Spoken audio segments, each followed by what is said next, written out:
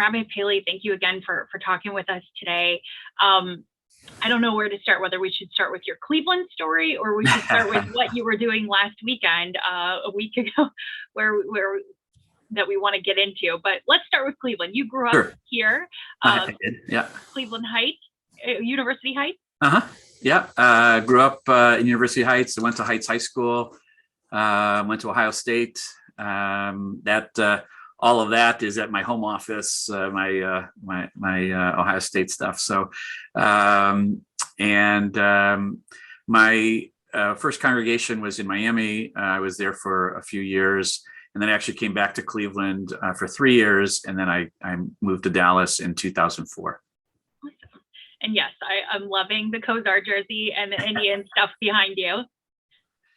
Yeah, you can't take the Cleveland out of me yet. It's always nice. And my mom lives in Cleveland. My brother lives in Cleveland. His kids. So it's always with me. And you've now been in Dallas for 17 years? 17 years, yeah. Okay. And tell us a little bit about the Jewish community in Dallas and how it compares. So the Dallas Jewish community has been an established Jewish community for over 100 years. I think a little bit younger than the Cleveland community.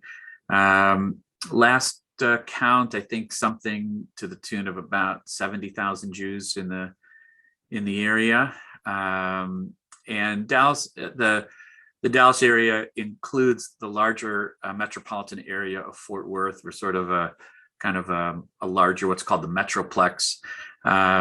So maybe it's maybe a little bit more than that, but about 70,000 Jews, something like that.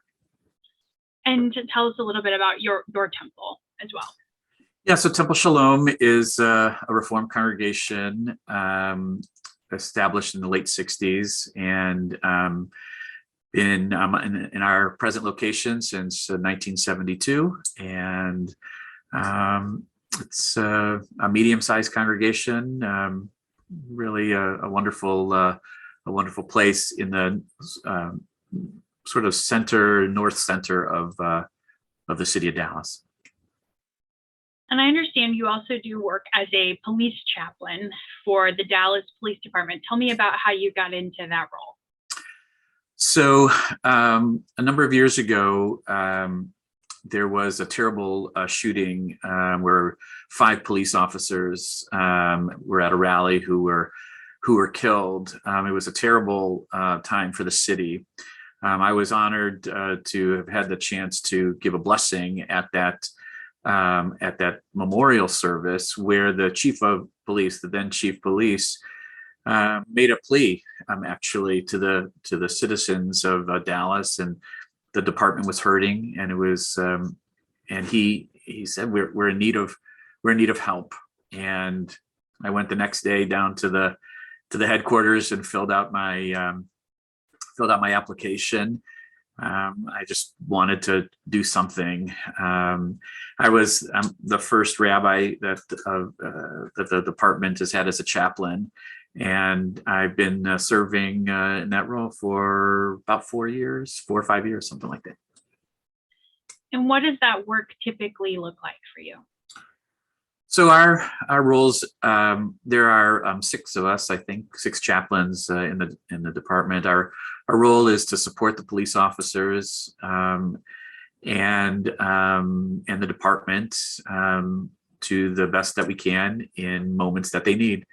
So we're each assigned a patrol division, and our job is to be there and be present, support the officers, and to assist them, not in any kind of operational work, but to be their support should they need it, in addition to, of course, their home places of worship and faith communities. So Saturday, you got a call from a colleague who knows that you're familiar with this sort of work, and what was the ask?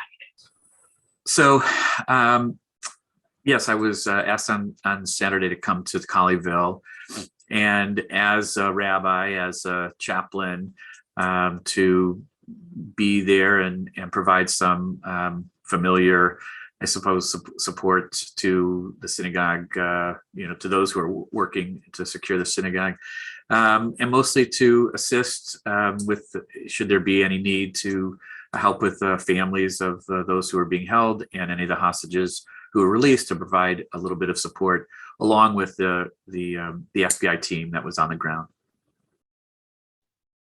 And obviously this, my understanding is by the time you knew what was going on, this was several hours underway as it was Correct. starting to really bubble up, and the world was watching at this point. Yes, yeah. It was, my wife and I were at home, just sort of relaxing on Shabbat afternoon, and we received an email from the Federation of Greater Dallas, the Jewish Federation of Greater Dallas, that there had been an incident in Colleyville. There's only one synagogue, one Reform synagogue in Colleyville, so we were, hoping that it wasn't that, but in fact it was. And Rabbi Charlie is a colleague of mine, sort of watching this horrible sort of scene in real time. By that time, it had been, by the time we found out officially, a few hours had transpired. I know some people were watching the synagogue's live feed, which was still open rather. That was terrifying, really terrifying. Do you open and look at the live feed at that point? There was by that time the live feed, I think, had been taken down, had stopped, but there was obviously a little bit that had been retained on I think it was Facebook. So we were able to sort of see a little bit, but there was something untoward about watching that felt not right. So we relied on the TV news for our information at that time. Tell me, obviously, we all have that immediate sort of emotional reaction, but in your case, knowing Rabbi Charlie, knowing that congregation, what comes over you when you learn of what was happening there? Well, it's just your heart sinks, and there's this awful, scary feeling of woe that you can't avoid when you know somebody personally. And Rabbi Charlie Citron Walker is a genuinely sweet and caring person, and so for him to be sort of involved in this was just terrible. And we didn't know at the time, but we know now that he welcomed this person in, made him some tea or something. That perfectly understandable. That's exactly what he would have done. That makes perfect sense because he's a loving, caring person. So that just made it all the more painful. So watching that, you're just immediately praying that he's okay and placing your faith in the law enforcement agencies to do their work.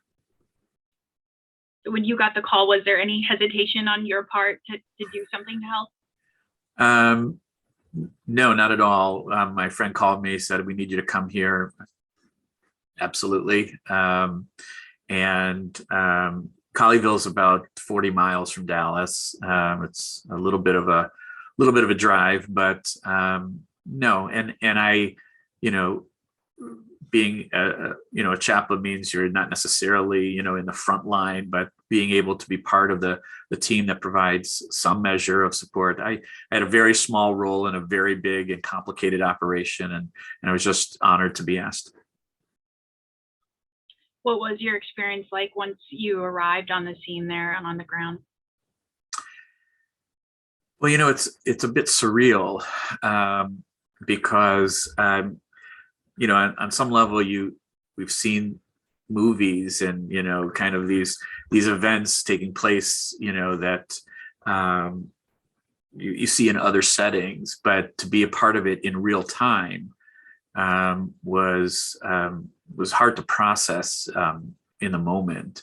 To see the activity and the hundreds of law enforcement personnel who were working so hard and with such amazing skill and collaboration amongst the agencies and support and all of that was really just impressive. Just, you don't know how many people are working to make us safe and secure. I got a little picture of that, and then to see the various FBI teams in action. It was, words really don't do it justice. I've been trying to find all week the right words to sort of describe it. Then to be able to speak with one of the hostages, the first person who was released, and just to be there with him and his daughter at that time, to again add a little bit of extra layer of comfort and love and support was wonderful. At the very end of the day, I did manage to sort of push my way in so I could give Rabbi Charlie a hug at the very end to, sort of let him know that on behalf of all those who wanted to give him a hug, we were there, and it was really overwhelming, really, to be there. I think so many of us in that situation would never know what to say. How did you know what to say to these folks who had been through such an ordeal? Well, you don't exactly know what words might find comfort. What I tried to tell those that I had a chance to meet with, including Rabbi Charlie's wife and daughter, was that we're here. You're not alone. That we love you and we care about you, and there are people literally all over the world who are sending that energy of spirit, of care and support, so that even though they will have to deal with the effects of this for some time and go through it in a very personal way, that there is this entire community of people who are there literally and who stand with them and support them, and should they be needed to offer help in any way, that they most definitely would do that. And I hope that provided some measure of comfort. I'm sure it did. And thankfully, it ended the way it ended, with Rabbi Charlie and the other hostages all safely exiting. As you think back on it this week, kind of where does your mind go? Well, again, I'm on one hand, I'm amazed at Rabbi Charlie and his presence of mind and spirit to be in that time for better part of 10 or 11 hours and maintain, again, that ability to care for those who are with him. He was praised by law enforcement personnel for his demeanor and his ability to sort of stay connected and then ultimately do what he did in order to secure their freedom. It's just unbelievable that happened in that way. So that's kind of one thing, processing what that means. And all the training in the world, you can never know how you'll react in that moment. And I know that he would be demure in thinking that he's a hero or something like that, but he is. And his inspiration and his example is really, something that we will follow and hopefully embody in some important way. So that's sort of on the one hand. On the other, again, I speak to the all those involved, the law enforcement agencies who are involved in helping in this moment, and who are selfless and brave and just incredible. And we're so thankful and we're so grateful for their presence and taking care of us in the way that they did. And finally, I would add that the powerful optic of the various faith communities across the Dallas-Fort Worth area again showed up and were present on that day. My teachers like to say, and I've been saying it a lot this week, my teachers like to say that you can pretend to care. That's kind of easy, actually, but you cannot pretend to show up. And the faith communities showed up as an optic of what love and care and support looks like. And I think that's what we wanted to demonstrate to the world, that that's the image of Dallas-Fort Worth, that people coming together in support of communities who we may not necessarily know, but we understand and support in our hearts. And that was really powerful to see. So the combination of all of those things was just overwhelming. And I for one, I skew towards the optimistic. I believe that that's possible. And this is a reminder that there is danger in our world, that we're not living in a redeemed world yet, but it's possible. And I believe that. I wouldn't be in this work if I didn't. But this weekend demonstrated what's possible when people can come together in the face of that evil and be together. And I think it emboldens us to do more and to stand shoulder to shoulder again with those people in our community who share a vision of a world filled with love and justice and righteousness and hope and healing and all of that. So I, for one, am hopeful, and I pray that all those involved, Rabbi Charlie and his family and the congregation, heal and do what's necessary to continue to do their work, and we stand ready to help in whatever way we can, and that we will emerge from a moment like this stronger and more committed to bringing the messages of hope and healing and love and kindness to our world. Thank you. That is beautiful. And I feel like that is certainly the best thing that could come out of such a scary situation. Yeah. As your congregation, have you had any conversations this week about things you are actively doing or things that folks have, want to do in support? So yes, the congregation is eager to help. We're still trying to find the right balance of allowing the congregation to sort of do their work and figure out their next steps. But we've expressed to them that we stand ready. We, if they should desire to be with us, we'd love that. We open our doors to them. And I expressed to the congregation that, look, this is a scary time. We need to name it and own it and say it out loud. And I share the worry and the wonder of, what this means. And we're still sort of figuring that out. But we'll do our very best to continue to do the work that we do. And as we stand in cooperation and collaboration with our local law enforcement, other synagogues, the Federation, other faith communities, we feel that we can proudly and boldly, continue our work, which of course we'll do, and do whatever we can to continue to support the congregation in Colleyville. Bear in mind, in the moment during this, a period of reflection, it's kind of easy to again show that you care, sort of, but it's in the next months and the years beyond that they'll continue to need, and I feel confident that our communities will be there. Absolutely, not to forget. You did touch on it a little bit there, but I want to ask you. Obviously, this has brought up a fear, in many Jewish communities, and again, as you said, the realization of danger and anti-Semitism that exists in our world right now, and how do you address that, and how do you talk through that with folks?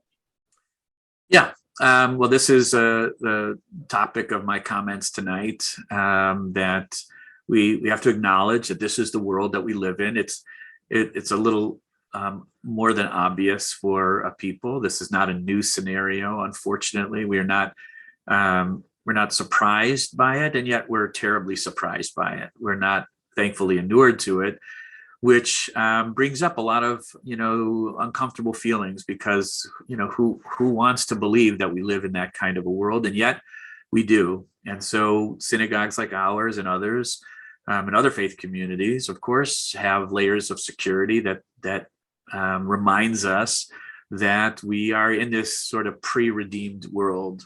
Nobody wants any of that, but the burden that represents, if carrying that burden means that we can get to a time when we are in fact redeemed and we don't need that anymore, then then we'll carry that, and that's what we will do. And we place our faith in again, our collaborations and cooperations with those around us who we know are working their hardest to keep us safe and keep everyone in our city as safe as possible. And I believe that the Jewish people have an important message to bring to the world, that in moments of darkness, that this being the darkest month of the year, and shortly we will commemorate the International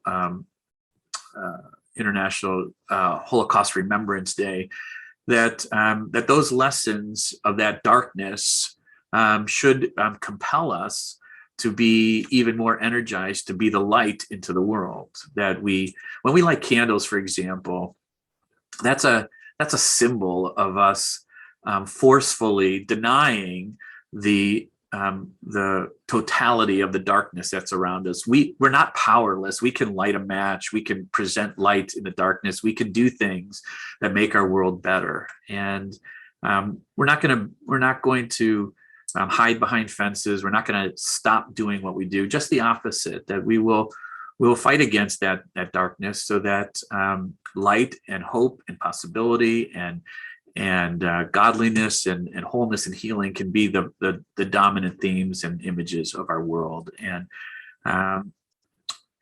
I'm again strengthened knowing that while we carry that worry and that fear with us, there are others who want the same things with us, and together we can make that image of our world possible. So there's this idea of being strong and resolute in the face of overwhelming danger. The Jewish people have been through this time and time again, and we will emerge from this one as well. And I'm sure of that and hopeful that we can get there. Is there anything you would offer our viewers who see this, if they're saying, okay, I think you're right, and I hear you, that it's easy to send good thoughts, but ways to show up, and not necessarily specifically for Colleyville, but just for all each other in right. that sense.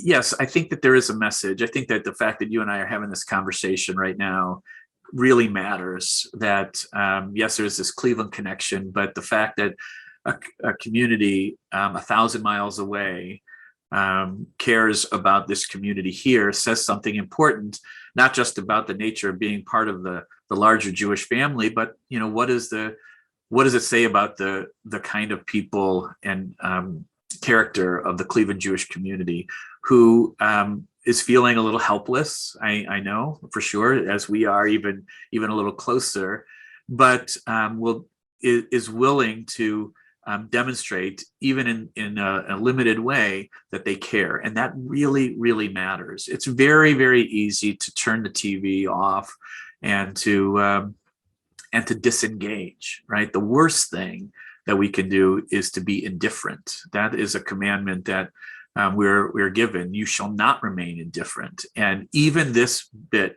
matters.